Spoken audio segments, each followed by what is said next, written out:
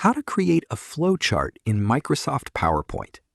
If you want to create a flowchart in Microsoft PowerPoint, this video will show you how to build a simple flowchart step by step.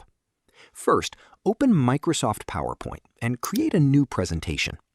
Now, go to the Insert tab and click SmartArt from the Illustrations section. Select Hierarchy, choose Organization Chart, and click OK. Once the SmartArt is inserted, open the text pane and remove the default text. Now, enter the steps of your process. For example, you can start with "lamp doesn't work," followed by a decision such as "is the lamp plugged in?" Use Enter to add new steps and Tab to create different levels and branches in the process. Add the possible answers, such as yes and no, and then enter the actions that should follow each answer. Next, select the shapes you want to change. Go to the Format tab, click Change Shape, and choose a suitable flowchart shape from the Flowchart section.